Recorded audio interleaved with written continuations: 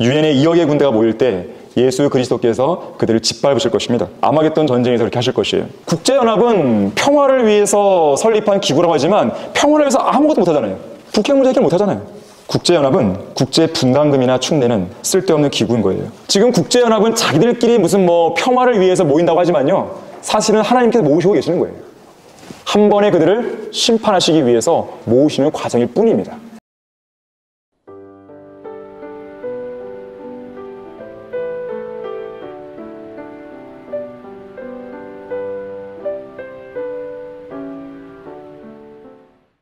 스파냐 3장 8절인데요. 주가 말하노라. 그러므로 너희는 내가 일어나서 먹이로 삼는 날까지 나를 기다리라. 이는 내 결심이 민족들을 모으는 것이니. 자, 민족들을 모으는 거예요. 국제연합이죠. 유엔이에요, 유엔. 내가 왕국들을 모아서 그들 위에 내 분노 곧 나의 모든 경노를 쏟으리라. 아마겟돈 전쟁에서 그렇게 하실 것이에요. 유엔의 2억의 군대가 모일 때 예수 그리스도께서 그들을 짓밟으실 것입니다. 이는 온 땅이 내 질투의 불로 삼켜질 것임이라. 제2차 세계대전이 끝났을 당시에요, 국제사회는 그 전쟁으로 인해서 공멸할 수밖에 없는 전 세계적인 위기 속에서요, 전쟁 방지의 억제책으로 국제연합을 설립했습니다. 유엔이죠. 자, 유엔을 설립한 목적은 분명했어요. 전쟁 방지, 세계 평화 유지예요. 결국은 뭐죠? 하나님을 신뢰하지 않고 진정한 왕이신 예수 그리스도 없이 인간들끼리 평화를 세우겠다는 거예요, 결국은 그것이. 미국의 해리 트루먼 전 대통령은 1950년경에 이런 국제연합이 역사상 최고의 평화 시대를 만들기 위해 일하고 있다, 망발을 내뱉은 적이 있었습니다. 책임질 수 없는 망발이에요. 이 해리 트루먼 대통령은 미래의 역사를 내다볼 수 있는 통찰력이 없었던 것입니다. 성경을 차분히 앉아서 읽었다면 그런 말을 안 했겠죠. 자, 소위 평화를 위한 마지막 희망이라 불리는 국제연합이 1945년 창설된 이래로 전 세계에 평화가 임했는가? 그렇지 않습니다. 177회 이상의 무장 갈등이 끊이지 않았습니다. 또 나토라고 북대서양 조약기구죠. 나토도 나토의 공습이 말해주듯이 이 코소보 전쟁 때 그런 일이 있었는데요. 평화와 인도적 개입을 이유로 또 다른 형태의 무력 사용을 한 거예요. 전쟁을 통해 평화를 유지해보겠다는 것입니다. 북한의 김정은도 ICBM을 계속 쏘잖아요. 핵무기를 하잖아요. 명분이 뭔지 아십니까? 평화예요. 평화예요. 자기네 나를 지키기 위한 거라고 얘기합니다. 사람들이 국제사회에서 계속 무기 경쟁을, 무기 개발을 하고 경쟁하잖아요. 결국에 그들 다 명분은 다 평화예요. 전쟁을 하는 거예요. 평화를 위해서. 이게 바로 누가 하는 모습일까요? 대환란 때에 적그리스도가 평화로 많은 것들을 면할 거거든요. 평화를 명분으로 내세워서 하는 것입니다. 국제연합은 평화를 위해서 설립한 기구라고 하지만 평화를 위해서 아무것도 못하잖아요. 북핵 문제 해결 못하잖아요. 국제연합은 국제분담금이나 충내는 쓸데없는 기구인 거예요. 근데 한 가지 분명한 건 있어요. 아, 그래도 세상은 평화를 열망하고 있구나. 이거 하나는 분명하죠. 평화를 열망하긴 하는데 방법이 틀렸죠. 자, 우리가 평화를 열망하는 방법은 뭡니까? 예수님이 빨리 오시는 거예요. 이건 인간의 힘으로 낼 수 있는 게 아니에요. 인간의 역사는요, 전쟁의 역사입니다. 법보다 주먹이 빠른 거예요. 이 세상 사람들이 그냥 얌전하게 있어서 그렇지, 자기가 불리잖아요? 자기가 힘을 갖고 있잖아요? 그럼 힘부터 씁니다. 그게 편하기 때문에. 그게 인류의 역사예요. 인류는 전쟁을 포기해 본 적이 없습니다. 어떠한 온갖 명분을 갖다 부신다 하더라도 결국엔 싸우면서 해결하는 거예요. 그러한 싸움을 해결할 분은 예수 그리스도 한 분밖에 없어요. 그분이 오시면 전쟁이 끝나버리는 것입니다.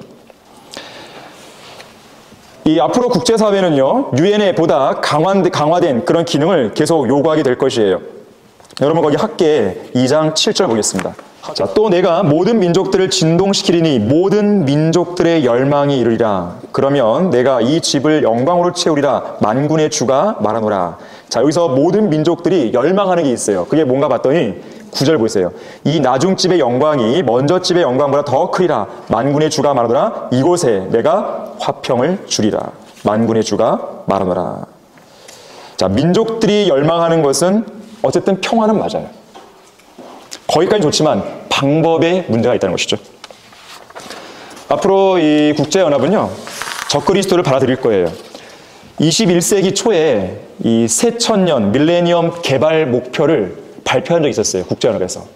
그 내용을 보게 되면 극심한 빈곤과 극심한 기아를 근절하고 에이즈 등의 질병을 퇴치하면서 환경의 지속 가능성을 보장하고 개발을 위한 전 세계적 동반 관계를 구축해야 된다. 그런 말을 했어요. 결국 그것을 구축하기 위해서 그들은 한 사람, 적그리스도를 바라야 될 것이에요. 그것이 앞으로 되어질 일들입니다. 하지만 그런 국제연합이 그들의 목표대로 성공할 수 있는 확률은 제로입니다. 오히려 그들은 멸망하게 되는 거예요. 그들에게는 화가 있을 뿐입니다. 세 가지 이유 때문에 그런데요. 우선 세계의 평화의 시작은 국제연합이 아니라 화평의 성읍인 예루살렘으로부터 시작되기 때문에 그렇습니다. 이게 첫 번째 이유예요. 거기 이사야 62장 7절 말씀이 제시되어 있죠.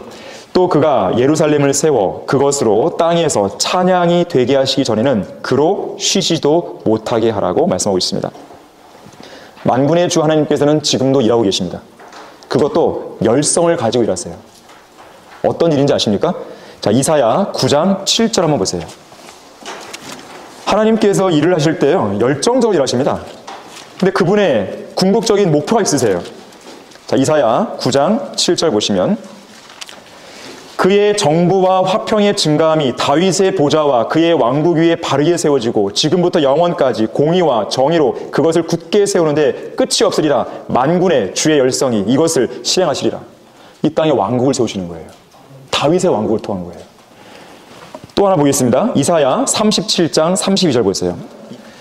이는 남은 자가 예루살렘에서 나올 것이며 피하는 자들이 시온산에서 나올 것임이라. 만군의 주의 열성이 이것을 행하리라. 놀랍지 않습니까? 하나님께서 이 세상 어떤 민족을 향해서 이런 열성을 품고 계시나 이거예요. 한국을 위해서 열성 품고 계시나요? 미국을 위해서? 영국을 위해서? 북한을 위해서? 러시아를 위해서? 아니에요. 이스라엘을 위해서. 이스라엘의 회복을 위해서 열성을 가지고 하시는 거예요. 자, 하나님께서는 그냥 하셔도 반드시 이루어지죠. 그런데 열성을 가지고 하신단 말이에요. 아무도 거기에 대해서 뭐라고 할 수 없어요. 주님의 계획이 있으세요. 주님의 이 왕국에 대한 청사진이 있습니다. 우리는 그 계획에 동참한 사람들이에요. 그 계획에 우리는 공감하는 사람들이죠. 그 계획을 우리는 열망하는 사람들이고 찬양하는 사람들이죠. 하나님께서 그 일을 반드시 이루시는 거예요. 이 부분 때문에 국제연합이 성경을 거부하려고 하는 것이죠. 시편 122편 6절에서는요. 예루살렘의 화평을 위하여 기도하라 했어요. 너를 사랑하는 자들은 번성하리로다. 과연 이 말씀대로 하는 정치 지도자가 어디 있냐 이거예요. 이 땅에. 아무도 성경을 안 믿죠.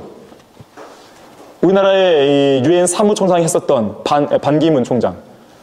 과연 이 성경을 믿었냐 이거예요. 예루살렘의 화평을 위해 기도한 적이 있냐 이거예요. 국제연합에 소속된 그 어떠한 사람도 한 적이 없습니다. 성경대로 믿는 사람들만 하는 거예요. 자, 왜 예루살렘의 화평을 위해 기도하냐면 예루살렘의 화평이 임하는 순간 전 세계의 화평이 임하는 거예요. 전쟁이 끝납니다. 거기서 시작되는 거예요. 국제연합이 화평의 시작이 아니에요. 예루살렘이 화평의 시작입니다. 두 번째로 국제연합은 반유대주의적인 태도를 보이고 있기 때문에 화를 면할 수 없습니다. 아까 시편 120편 6절 말했잖아요. 너를 사랑하는 자들은 번성하리로다. 미워하면 번성하지 못하는 거죠. 자, 국제연합은 예루살렘을 미워하는 거예요. 이스라엘을 미워하고 있습니다. 이스라엘이 예루살렘을 향해서 기도하잖아요, 보통. 그것을 모슬림들은 반대하거든요. 근데 그걸 지켜주기 위해서 국제연합이 나선 적이 한 번도 없어요. 오히려 모슬림 편을 들었죠. 러크만 목사님은요, 그들이 이스라엘을 대적하여 450개의 결연을 통과시켰다고 그랬어요. 전체 700개의 결연 중 450개로서 1945년 이래로 유엔에 의해 통과된 결연들 가운데 절반 이상입니다. 가장 최근 사례가 있었는데요. 약 4년 전에 유엔 안전보장이사회가 동예루살렘을 포함해서 팔레스타인 점령 지역에서의 이스라엘 정착점 확대가 불법이라고 규정하면서 건설 중단을 촉구하는 결의안을 만장일치로 채택한 적이 있었습니다. 이 안전보장이사회에는 총 15개의 상임이사국이 들어있습니다. 그런데 어떤 안건이 올라왔을 때 15개의 나라가 그 중에 한 나라라도요, 반대표를 던지면 통과가 안 돼요. 그동안에는요, 미국이 계속해서 이스라엘 편이었거든요. 그래서 아무리 14개의 국가가 이스라엘을 반대하는 어떤 안건이 올라왔을 때 찬성한다 하더라도 미국은 늘 반대표를 던졌어요.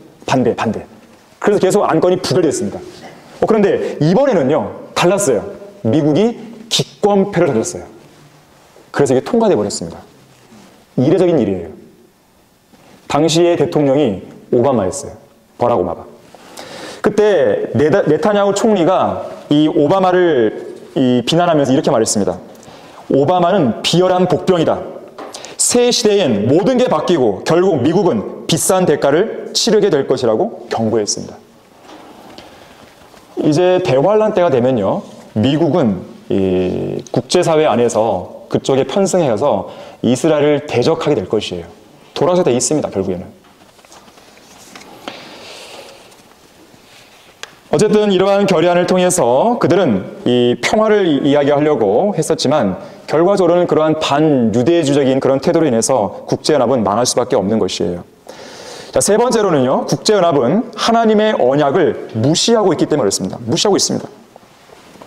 자, 그러면서도 하나님으로부터 제가도 받지 않은 채 제멋대로 이 땅을 인수인계하면서 평화의 사도로 자처하고 있는 것입니다.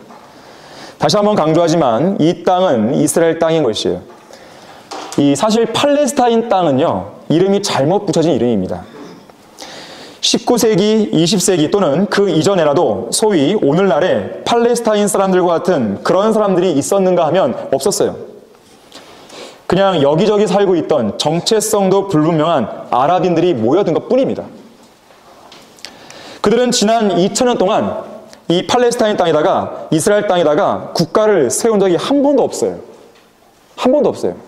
이제서야 자기네 땅을 우기면서 국가를 세운 거예요. 독립을 인정받고. 그럼에도 불구하고 유엔 및 모든 언론과 국제여론, 유럽 여러 나라들은 마치 그런 적이 있는 것처럼 분위기를 몰아가는 것이에요. 자, 그 배후에 하나님의 역사를 방해하는 사탄이 있음을 기억해야 됩니다. 자, 우리는 앞으로 이 땅을 가리켜서 이스라엘 땅이라고 보통 불러야 돼요. 그게 정식 명칭입니다. 팔레스타인 땅은 잘못 붙여진 거예요. 이 팔레스타인이라는 명칭 자체는 이제 필리스티아, 거기에서 이제 그 어원 자체는 긴 했는데요. 하지만 과거의 그 필리스티아 사람들과 오늘날의 팔레스타인 사람들은 달라요. 전혀 다른 사람들이에요. 어떻게 막 끼워 맞추려고 하는 것 같은데 그렇지가 않습니다. 자, 이름 자체는 거기서 따왔지만 그들의 출신 성분을 보게 되면 달라요. 아니에요. 그래서 다른 사람들, 전혀 다른 사람들이에요. 자, 이처럼 유엔은 이런 세 가지 이유 때문에 결코 화를 피할 수가 없습니다. 하나님의 경고를 무시하는 유엔에 가입한 193개국의 국가 중 어느 나라도 이 구절들 중 단 하나에도 유념하지 않아요. 이제 곧 그들에게는 사형, 집행, 영장이 발부될 것입니다. 여러분, 거기 마태복음 13장 30절 한번 보겠습니다. 이제 하나님께서는 그들을 이제 모으실 거예요.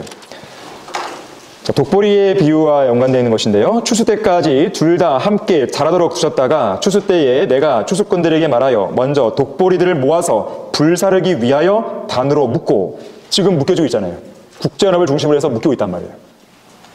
곡식은 내 곡간으로 모아드리게 하리라고 하니라. 요한계시록 14장을 한번 보십시오. 자, 14장 14절을 보시면요, 아까 단으로 묶은다는 내용이 나왔는데요. 자, 그와 연동해서 또 내가 쳐다보니 14장 14절입니다. 보라, 흰 구름이라. 그 구름 위에 인자와 같은 이가 앉았는데 그분의 머리에는 금멸관을 썼고 손에는 예리한 낫을 가졌더라. 그때 다른 천사가 성전에서 나와 구름 위에 앉으신 그분께 큰 음성으로 부르짖기를 주의 낫을 대어 곡식을 거두소서. 주께서 거두실 때가 되었으니 이는 땅의 곡식이 익었음이니라 라고 하더라. 그러자 구름 위에 앉으신 이가 그의 낫을 땅에 대어 땅에서 곡식을 거두시더라. 그 후에 또 다른 천사가 하늘에 있는 성전에서 나오는데 그 역시 예리한 낫을 가졌더라. 불을 다스리는 권세를 가진 또 한 천사가 제단에서 나와 예리한 낫을 가진 자에게 큰 소리로 외쳐 말하기를 너의 예리한 낫을 대어 땅의 포도송이를 거두라. 이는 그 포도들이 다 익었음이라고 하더라. 그러므로 그 천사가 낫을 땅에 대어 땅의 포도송이를 거두어서 하나님의 진노의 큰 포도틀에 던져 넣으니라. 그 포도틀이 도성 밖에서 짓밟히리니 그 틀에서 피가 흘러나와 말 고삐까지 닿고 1600 스타디온까지 퍼지더라. 바로 아마겟돈 전쟁이죠. 스파냐 3장 8절에서는 주가 말하노라. 그러므로 너희는 내가 일어나서 먹이로 삼 날까지 나를 기다리라. 이는 내 결심이 민족들을 모으는 것이미니 내가 왕국들을 모아서 그들 위에 내 분노 곧 나의 모든 경노를 쏟으리라. 이는 온 땅이 내 질투의 불로 삼켜질 것임이라. 지금 국제연합은 자기들끼리 무슨 평화를 위해서 모인다고 하지만요. 사실은 하나님께서 모으시고 계시는 거예요. 한 번에 그들을 심판하시기 위해서 모으시는 과정일 뿐입니다. 그리스도인은 한글 킹제임스 성경을